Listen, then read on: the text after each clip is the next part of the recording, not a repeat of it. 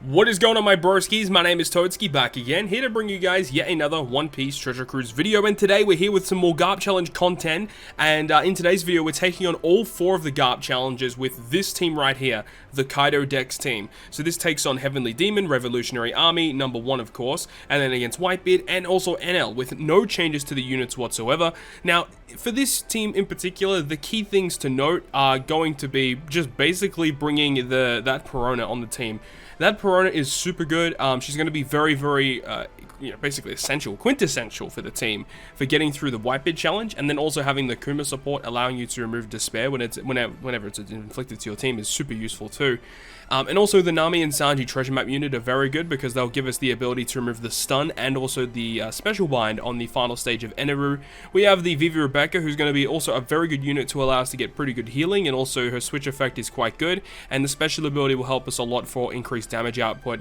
And then Hody Jones also for some utility. Extra health cuts are always nice, and obviously Kaido's end of turn damage is going to do most of the heavy lifting throughout this GARP challenge video. As you guys are going to see, this is going to be pretty quick. So anyways, that's pretty much it for the team breakdown. The ship specifically is the Victoria Punk, nothing really too special. Has a little bit of an attack boost, has a bit of a health boost, all is pretty useful. But other than that, I'll see you guys in the breakdown of this team versus all 4 GARP challenges. So jumping into this video, I don't think this team needs much of an explanation in terms of how it's going to perform in these GARP challenges. Everyone knows at this point that DEX Legend Kaido is one of the best characters to use for these 10-star difficulty GARP challenges. And, you know, he just carries your way through. Most of these bosses that, you know, you'd have to make sure you get certain orbs for or use specials for in order to take down, it just doesn't matter with Kaido, which is obviously really, really good. But in terms of how these units perform in this team, what are their roles in this team, right? So specifically against the Doflamingo challenge, the most important character here, I would guess, is going to be the Hody Jones. Hody Jones gives you some nice debuff removal. He removes Despair, Bind, and Special Bind, which is good. So of course, the Despair removal is pretty good to have for sure. And plus, just having all of these units on the team, you have the Vivi Rebecca as well, which have a really good switch effect to give you a chain lock. So whenever you do need to do damage to the opponent, you can get a little bit of an extra boost from that. You'll see more of Vivi Rebecca and how they're useful in future fights here. The Perona isn't really useful until a little bit later on in this video, as you guys may see.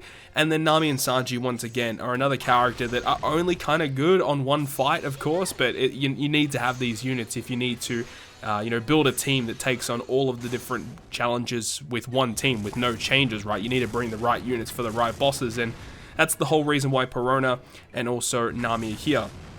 Another thing as well is that we do have the support of Kuma attached to Perona, which helps deal with one of the inflictions of despair that will happen to us in this fight, whereas the Hody Jones deals with the other one, and we don't even have to worry about the paralysis with Kaido, because his end of turn damage will kill the enemy before they even have a chance to attack us, which is super useful. But I'll leave you guys with the rest of this clip with the Doflamingo challenge, and we'll go ahead and move on to the Revolutionary Army.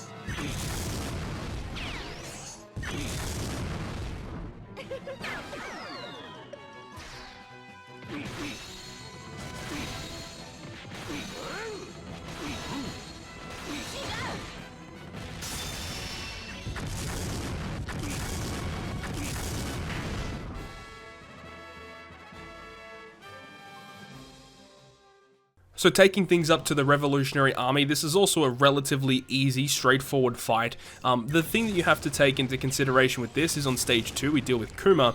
Kuma has defense up, so we can use Vivi and Rebecca to remove the increased defense, which is good.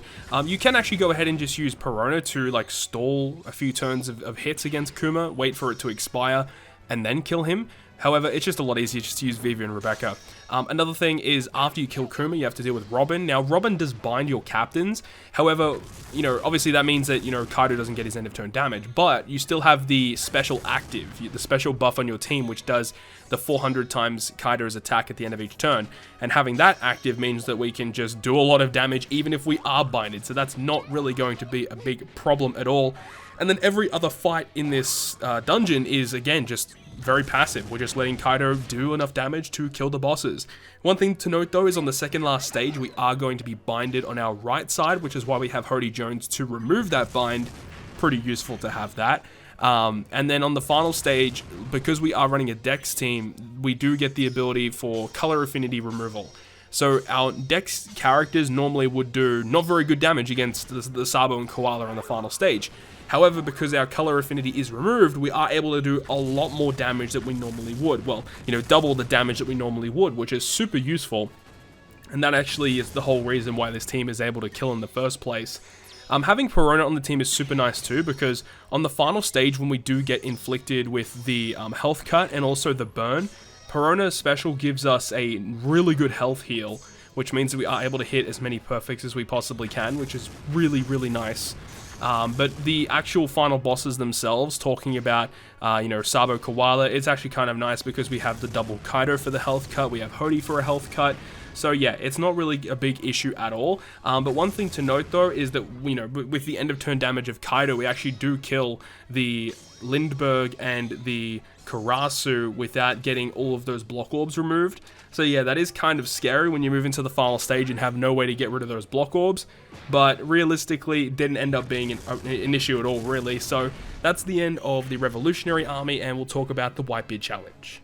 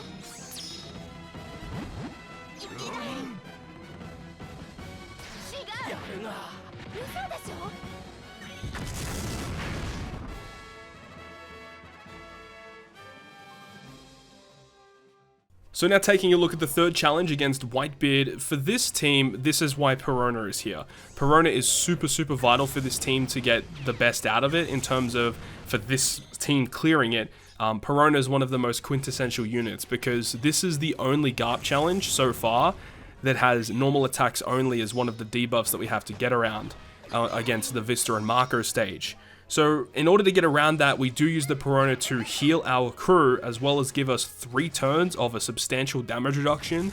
So we're actually able to stall out all the turns of the normal attacks only, and then go ahead and wave clear Vista and Marco, and then carry in all of the buffs that we could possibly need into the final room, use the specials that we need to. We can actually stall a turn as well, which is really good, and then go ahead and kill, because the thing is Whitebeard being a quick unit, like our end of turn damage is quite substantial against him. So Whitebeard actually can get taken out in 1 turn, and then we can just kill Ace in the following turn after that, which is really nice. But every other boss before that, not really a big problem at all. We do have Vivi and Rebecca, which will enable us to remove the increased defense and the % damage reduction against Jozu. Again, a reason why Vivi Rebecca is super good. So having Vivi Rebecca for that, Perona for the Marco Vista stage, and also having all of the health cuts that we could possibly need. That's all we kind of need in order to get through the Whitebeard stage. Whitebeard is very, very simple, straightforward, no problems at all. But after we take on Whitebeard and take him down, the most annoying stage for the Kaido team to take down is actually the Eneru stage, which we'll talk about in just a moment once we get to it, once we complete the Whitebeard challenge.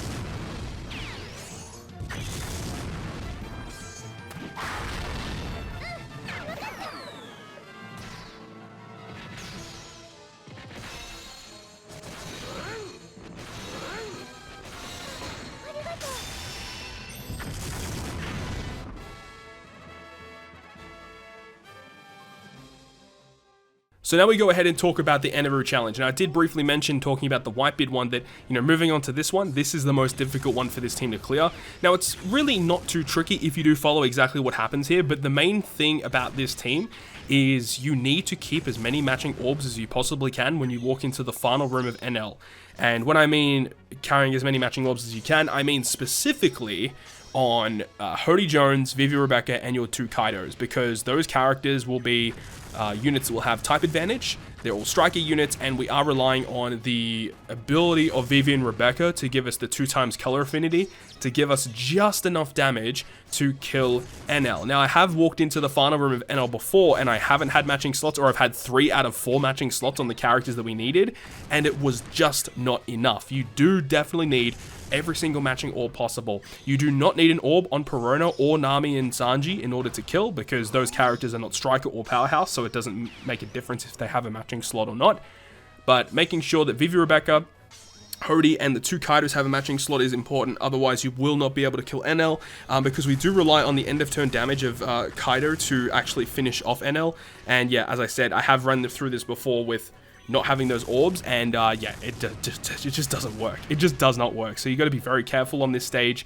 But again, if you walk into the final room, you have those slots, you activate the specials in the right order, that's pretty much GG at that point. Something else I would advise is make sure on the final stage to always launch your own Kaido first before your friend captain. Well, so long as your Kaido is like max limit broken, max candied, really good support, because obviously if you have that, you will always have more stats than your friend Kaido, because the friend Kaido cannot have a support on it, which overall increases that Kaido's attack.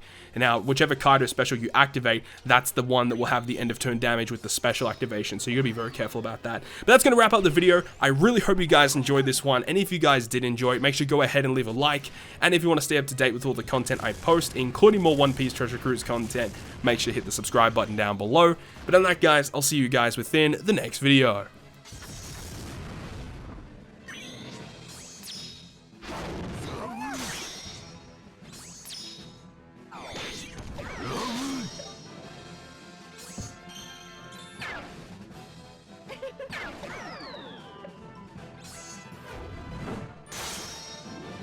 Yeah.